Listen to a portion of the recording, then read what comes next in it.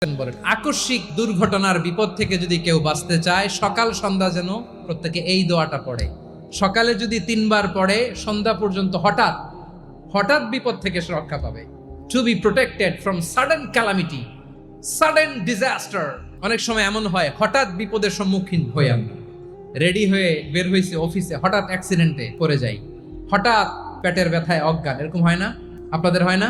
হঠাৎ বিপদ, হঠাৎ ভয়ঙ্কর কোন আকস্মিক বিপদ থেকে আল্লাহ বাঁচায় দিবে। সকালে পড়লে সন্ধ্যা পর্যন্ত প্রোটেক্টেড, সন্ধ্যাবেলায় যদি 3 বার পরে সকাল পর্যন্ত প্রোটেক্টেড। সুবহানাল্লাহ পড়ে।